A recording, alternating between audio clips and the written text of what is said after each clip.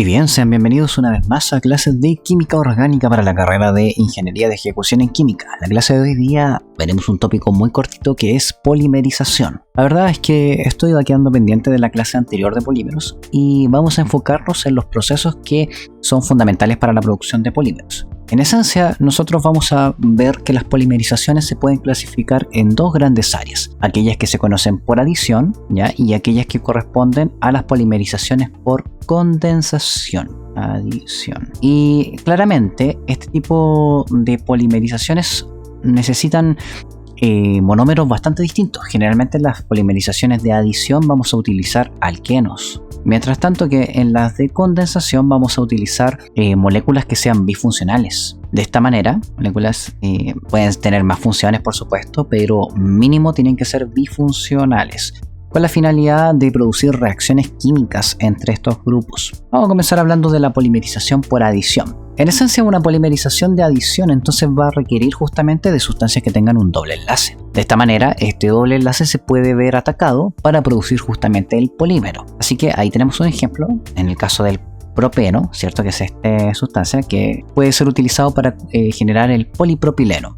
Mientras tanto que acá tenemos el estireno, el cual puede ser utilizado para la producción justamente del poliestireno. Lo que ocurre realmente es que la reacción química va a generar un ataque sobre el carbono del alqueno.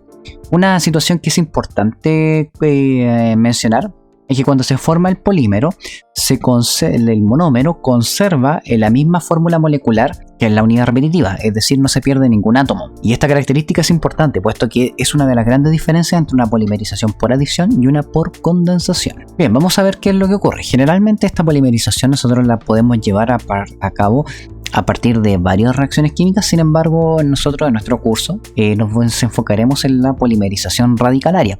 Y en esencia tampoco profundizaremos mucho en ella, puesto que nosotros ya hemos visto procesos radicalarios previamente. Así que vamos a ir hablando de esta polimerización, pero a grosso modo, puesto que ya deberían dominar lo que es la polimerización, las reacciones radicalarias. Así que bien, lo que va a ocurrir es que un radical va a atacar justamente el alqueno. Fíjense que esta vez el alqueno no va a atacar otra sustancia, sino que va a ser atacado por un radical. Al igual que nosotros veíamos en las reacciones, por ejemplo, de radicalarias previas que hemos visto, acá también va a haber una iniciación, una propagación y una terminación. Bien, vamos a comenzar hablando de la iniciación. Durante la iniciación vamos a utilizar una molécula especial que se llama iniciador, el cual va a generar el primer radical. Generalmente los iniciadores son sustancias las cuales tienen un enlace bastante lábil, el cual se puede romper con facilidad. Generalmente suelen ser peróxidos o grupos azo, los cuales se pueden romper o con calor o también mediante el bombardeo de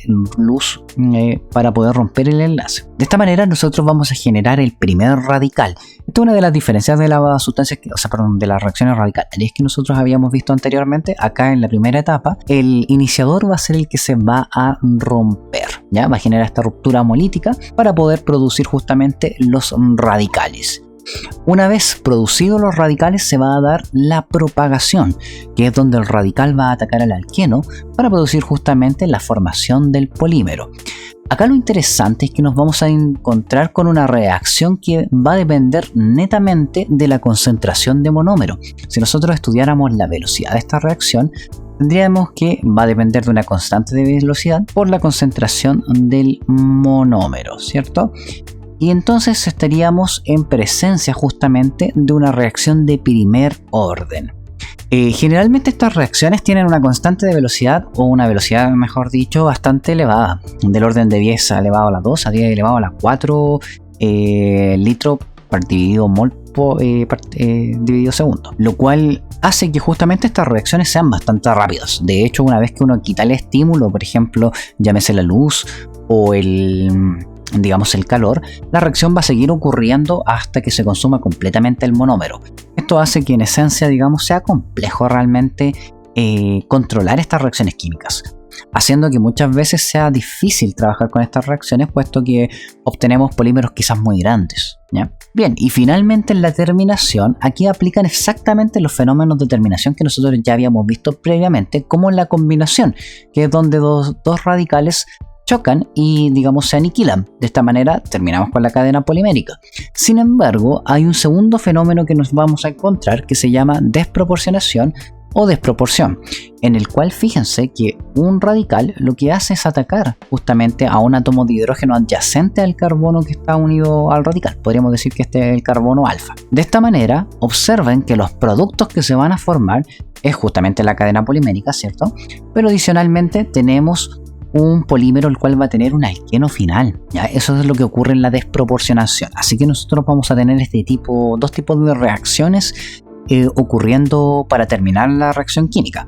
Obviamente, como han de saber, si hay algún otro radical dando vuelta, también podría, por ejemplo, atacar a este alqueno, ¿ya? Así que hay que tener, digamos, en consideración eso. Pero esa sería la reacción de terminación que nosotros tendríamos para la polimerización. Como pueden darse cuenta, funciona bastante similar a lo que nosotros ya habíamos visto previamente. Bien, hay algunas cosas importantes que hay que mencionar cuando uno habla de reacciones radicalarias, ya para la preparación justamente de polímeros. En esencia, nosotros también podemos utilizar, por ejemplo, algunos agentes que detienen la reacción, que podríamos decir que lo que hacen es detener la reacción química, ¿cierto? Que se llaman justamente agentes transferentes de cadena. Lo que hace un agente transferente de cadena es detener a los radicales de modo que detienen la reacción con la finalidad de regular el peso molecular, ¿ya? Y como yo les decía, la problemática de esta reacción, que como depende solamente de la concentración del monómero, el polímero puede crecer, y esto va a hacer que nuestro peso molecular muchas veces se eleve más de lo que nosotros deseamos. Como yo les comentaba en la clase, de repente uno no quiere o no desea que el polímero sea muy grande, puesto que esto hace que sea más difícil de trabajar con el mismo. Por lo tanto, muchas veces generamos o agregamos un agente transferente de cadena que detiene la reacción química. De esta manera evitamos tener pesos moleculares tan grandes.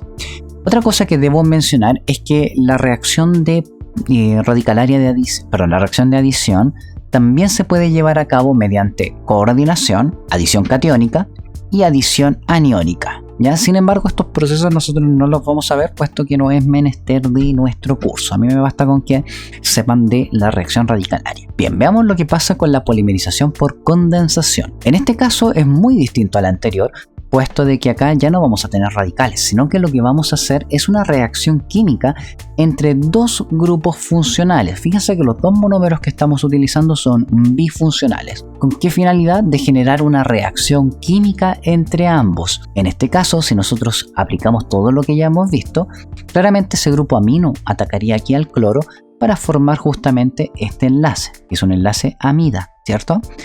Ahora bien, si ustedes se percatan, fíjense que cuando se forma el enlace, observen que este carbono pierde el cloro, ¿cierto? Y fíjense que el nitrógeno pierde un hidrógeno. Es decir, que adicionalmente va a generar ácido clorhídrico la reacción química. Generalmente las reacciones de condensación lo que hacen es que se pierda una molécula de pequeño tamaño. Les puedo poner otro ejemplo. Imaginémonos el caso de una esterificación de Fischer. Si nosotros nos pusiéramos en esta situación, voy a poner... no puedo dibujar. Espérame. Bien, imaginémonos una esterificación de Fischer. Pensemos en el siguiente caso. Ya tenemos ácidos carboxílicos, ¿cierto? Y pensemos que tengamos acá un alcohol, así como... Ya. Evidentemente acá la reacción química... va a ocurrir desde el hidroxilo justamente al carbono del grupo carbonilo, que es el carbono electrofílico. Pero cuando se nos forma el polímero, fíjense que vamos a llegar a esta situación, ¿cierto? Voy a imaginar que polimerizó también hacia el otro lado. Y acá CH2. Cuando formamos el polímero, observen que el enlace que está acá, como es una esterificación de Fischer, observen que el carbono del ácido carboxílico pierde el grupo H, ¿cierto? Mientras tanto que el grupo alcohólico pierde este átomo de hidrógeno de acá. Por lo tanto, esta reacción química va a liberar una molécula de agua al medio.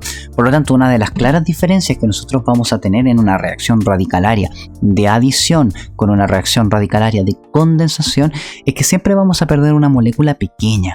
Por lo tanto, el monómero va a ser bastante distinto, el monómero, la unidad repetitiva va a ser bastante distinta a lo que son los monómeros iniciales. Si ustedes comparan, fíjense que, claro, efectivamente, la unidad repetitiva no tiene nada que ver con los monómeros del inicio, ¿cierto? Bien, y finalmente, voy a ver si puedo borrar esto, no sé por qué quedó ahí, bueno, no importa.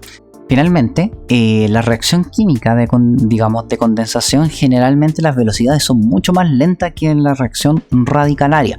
Y esto es porque cuando nosotros analizamos la velocidad de reacción química, observen que vamos a tener una cantidad de procesos súper variados. Observen que tenemos que el monómero más el monómero va a dar un dímero, ¿cierto? Dímero más monómero va a dar un trímero, y así sucesivamente. De hecho, fíjense que podemos llegar de pentámeros más tetrámeros para dar un nonámero. Y el problema de estos procesos es que cada uno de ellos va a tener su propia constante de velocidad. ¿Por qué motivo? Porque las reacciones son distintas. Ustedes podrían ya empezar a dilucidar el motivo de esto. Si ustedes se dan cuenta, la reactividad de un monómero tiene que ser bastante distinta, por ejemplo, a la reactividad de un pentámero.